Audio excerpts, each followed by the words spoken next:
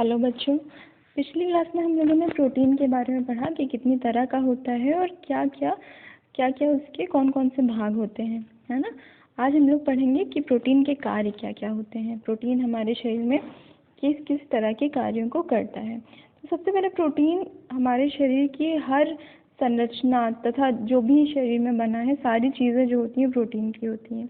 तो जो सबसे पहला काम होता है प्रोटीन का वो होता है वृद्धि एवं विकास करना। सबको पता ही होगा कि प्रोटीन का काम वृद्धि एवं विकास करना, जो उसका प्राथमिक कार्य होता है वो वृद्धि एवं विकास करना होता है ना।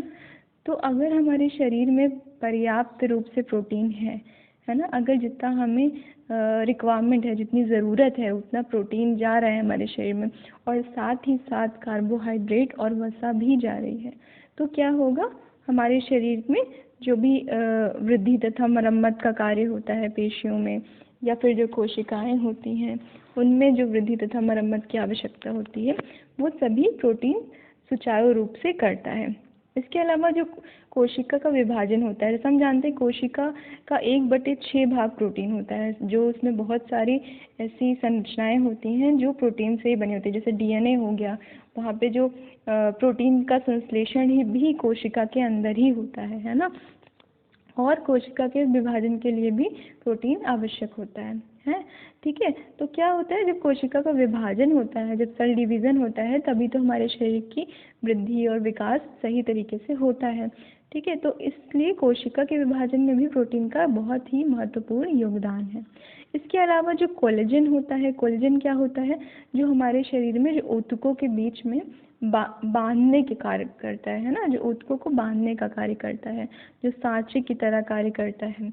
जैसे अब जो हमारी हड्डियां होती हैं उनके चारों तरफ एक तरह से ढांचे का कार्य करता है, वो जो होता है वो भी प्रोटीन का ही बना होता है। तो प्रोटीन हमारे शरीर में संरचनात्मक ढांचे के रूप में तथा सांचे के रूप में कार्य करता है। इसी के साथ साथ दो प्रोटीन होते हैं, एक्टिन और मायोसिन, जो क्या करते हैं, पेशी के संकुचन में, मतलब उसके कॉन्ट्रैक्शन में हेल्प करते हैं, है ना। जैसे जो हमारी पेशियों में मूवमेंट होता है, जो मूव करने की जो क्षमता होती है वो इन्हीं दोनों प्रोटीन के कारण होती है, ठीक है। वो होते हैं एक्टिन और मायोसिन। इसी के अलावा अगर हम आगे देखें तो जो हमारे शरीर में बहुत सारे एंजाइम, हार्मोन्स, जो भी हमारा रक्त है, सब कुछ प्रोटीन का ही बना होता है ना। जैसे एंजाइम हमारे जो होते हैं प्रोटीन के बने होते हैं, और जो हमारे एंजाइम होते हैं वो कितने सारे कार्य करते हैं।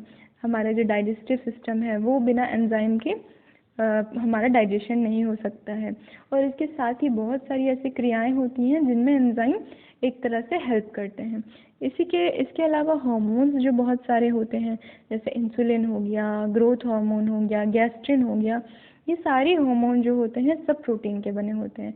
और आपको पता ही है कि हार्मोन हमारे शरीर में कितना ज़्यादा महत्वपूर्ण भूमिका निभाते हैं, चाहे वो शुगर की मेंटेन करना हो, है ना, हमारे शरीर में ग्लूकोज का मेंटेनेंस हो, या फिर हमारे शरीर की वृद्धि तथा विकास हो, या फिर जो डाइजेशन होता है, या फिर हमारी भूख लगना, प्यास लगना, है ना, जो भी सारी चीज़ें जो होती हैं, जो हमारी फीलिंग्स होती हैं, सब कुछ हार्मोन्स से ही, हमारी जो फीलिंग्स होती है सब कुछ क्या होती है, हार्मोन्स ही रेगुलेट करते हैं।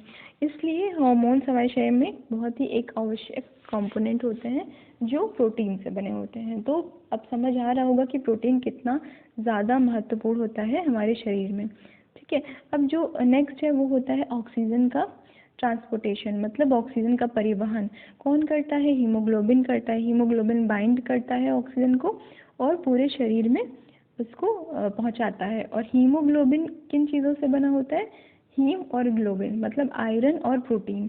तो इससे क्या पता चलता है कि जो हीमोग्लोबिन होता है उसका एक पार्ट प्रोटीन भी होता है, मतलब जो हीमोग्लोबिन है वो प्रोटीन के एक पार्ट से बनता है, जिससे जो हमारे शरीर में ऑक्सीजन का परिवहन करता है।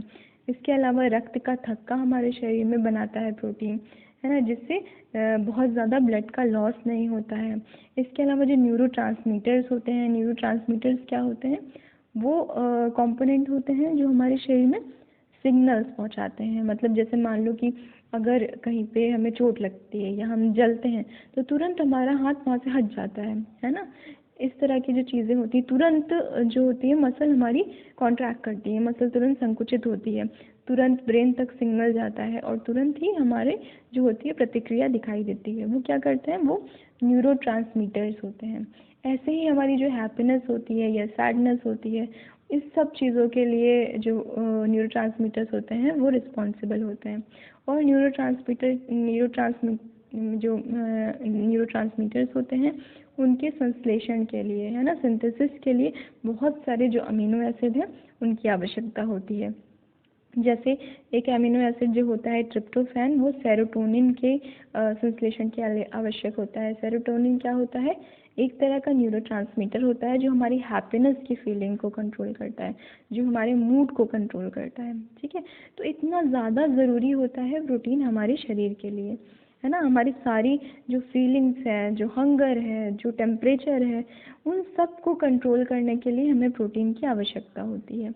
इसी के साथ जो न्यूट्रिएंट हमारे शरीर में जाते हैं, है ना, जैसे प्रोटीन हो गया या विटामिन हो गया या मिनरल हो गया, उसको हमारे पूरे शरीर में पहुंचाने के लिए भी प्रोटीन की आवश्यकता होती है। बहुत सारे ऐसे प्रोटीन होते हैं जो उन पोषक तत्वों के साथ बंध के हमारे पूरे शरीर तक पहुंचते हैं। बहुत सारे पोषक तत्व सिर्फ प्रोटीन के साथ ही बंध के शरीर में चारों तरफ घूम सकते हैं। जैसे रेटिनॉल बाइंडिंग प्रोटीन है, जो विटामिन ए होता है या रेटिनॉल होता है, वो उसको ये प्रोटीन बांधता है और पूरे शरीर तक पहुंचाता है। इसी तरीके से लाइपोप्रोटीन जो होता है वो वसा को अपने साथ बांधता है और शरीर में जगह जगह पहुंचाता है, और जहाँ पे ज़रूरत नहीं है वहाँ से निकाल के फिर लीवर में या फिर एडिपोज टिश्यू में स्टोर करता है। ठीक है, तो ये एक बहुत ही इम्पोर्टेंट चीज़ है अन्य पोषक तत्वों के परिवहन के लिए। इसके अलावा ये क्या करता है, जल का संतुलन बनाए रखता है। कैसे बनाता है, कुछ ऐसे प्रोटीन होते हैं जो जल में घुलनशील होते हैं। ठीक है, तो अब जब जल में घुलनशील होते हैं तो क्या करते हैं, ये बहुत ज़्यादा ब्लड में वाटर का कंसंट्रेशन बढ़ाते या घटाने में हेल्प करते हैं, है ना। अगर बहुत ज़्यादा बढ़ जाएगा, है ना, अगर बहुत ज़्यादा थिक हो जाएगा ब्लड, तो क्या होगा, ब्लड प्रेशर हाई हो जाएगा। बहुत कम हो जाएगा तो ब्लड प्रेशर लो हो जाएगा। तो इन सब की जो रेगुलेशन है उसके लिए भी प्रोटीन हेल्प करता है। इसी के साथ अम्ल और क्षार का संतुलन बनाता है ना। जो ब्लड होता है वो एक बहुत ही इम्पॉर्टेंट चीज़ होती है अम्ल और क्षार के संतुलन के लिए। वो क्या करता है, रेगुलेट करता है कि हमारा जो ब्लड है बहुत ज़्यादा एसिडिक ना हो या बहुत ज़्यादा एल्कलाइन ना हो, है ना। तो क्या करता है, जब भी कार्बन डाइऑक्साइड बढ़ने लगता है उसको रेगुलेट करके बाहर निकाल देता है ब्लड, है ना, और इसी तरीके से उसको अम्लीय नहीं होने देता है। इसके अलावा जैसे कि हम लोग जानते हैं कि प्रतिरक्षा में, है ना, डिफेंस और डिटॉक्सिफिकेशन के लिए भी प्रोटीन बहुत ही ज़्यादा आवश्यक है। जो हमारे शरीर में एंटीबॉडीज़ होती हैं वो प्रोटीन की ही बनी होती है, जो क्या करती हैं, जो हमारी बाहरी जो भी ऐसे बैक्टीरिया या वायरस या कोई ऐसी पॉइजनस चीज़ें आती हैं उसको ख़त्म कर देती हैं, उसको उस पर आक्रमण करके उसको मार देती हैं। इसी तरीके से जैसे जो डिटॉक्सिफिकेशन होता है, या फिर कह सकते हैं बहुत सारे ऐसे भोज्य पदार्थ होते हैं जो पॉइजनस होते हैं या फिर जो हमारे शरीर के लिए नहीं बने होते हैं, उनको जो एंजाइम होता है वो क्या करता है, वो तोड़ देता है, वो वहीं पे नष्ट कर देता है। जैसे आगे आप लोग पढ़ेंगे जब बीमारियों के बारे में, या आप लोगों ने फर्स्ट ईयर में पढ़ा होगा अगर फिजियोलॉजी ना पढ़ाई है, तो उसमें क्या था, जो हमारा प्रतिरक्षा तंत्र होता है ना, उसमें फर्स्ट लाइन ऑफ डिफेंस क्या होता है, जो हमारे मुख में जो एंजाइम होते हैं या जो पाचन तंत्र के जो एंजाइम होते हैं वो फर्स्ट लाइन ऑफ डिफेंस होते हैं। मतलब पहली लाइन होते हैं जो बैक्टीरिया, वायरस या कोई भी पॉइजन है उससे हमारी रक्षा करते हैं। उसके बाद अगर वो नहीं मार पा रहे हैं तो क्या होते हैं, बहुत सारे एंटीबॉडीज़ होते हैं हमारी बॉडी में जो इन बैक्टीरिया या वायरस को वो करती है, कैप्चर करती है और उनको ख़त्म कर देती है। तो ये सारे जो थे, ये सारे कार्य हैं प्रोटीन के, जो प्रोटीन करता है, और इससे हमें पता चलता है कि प्रोटीन कितना ज़्यादा इम्पोर्टेंट होता है हमारे शरीर के लिए। इसके अलावा ये जो प्रोटीन होता है ये हमें एनर्जी भी प्रोवाइड करता है।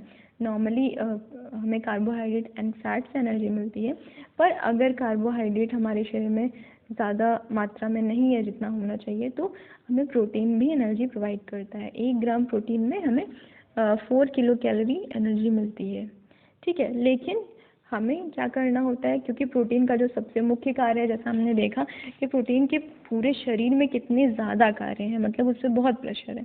तो हमें क्या करना है, प्रोटीन की पर्याप्त मात्रा लेनी है और उसके साथ ही कार्बोहाइड्रेट और फैट की पर्याप्त मात्रा लेनी है। अब सोचो, अगर कोई एक है ना, कोई ग्रुप है, उसमें कोई एक ही इंसान सारा काम करेगा तो वो कैसे कर पाएगा, है ना।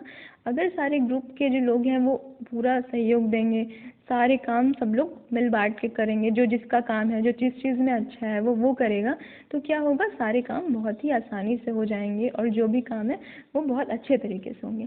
वैसे ही जो प्रोटीन का काम होता है वृद्धि और विकास का, या फिर कोशिका में जो उसकी इम्पोर्टेंस होती है, या एंजाइम के लिए या हार्मोन के लिए, तो उसको वो कार्य करने देना चाहिए, और जो एनर्जी का काम है वो कार्बोहाइड्रेट को करना चाहिए। तो इसके लिए हमें क्या करना है कि कार्बोहाइड्रेट की भी सही मात्रा हमारे भोजन में होनी चाहिए प्रोटीन के साथ साथ। तो बैलेंस डाइट, जैसे हम लोग कहते हैं ना कि संतुलित आहार हमारे शरीर में आवश्यक होता है, ठीक। तो ये थे प्रोटीन के कार्य। और आप लोग जो है, आप लोग को असाइनमेंट दिया गया था, है ना, कि आप लोग को रेसिपी का वीडियो डालना है। आप लोगों ने अभी तक डाला नहीं, तो आप लोग जल्दी जल्दी से अपनी रेसिपी का वीडियो डालें। तो जो भी बेस्ट रेसिपी होगी वो हमारे यूट्यूब चैनल पे हम लोग डालेंगे, ठीक है। Okay, thank you.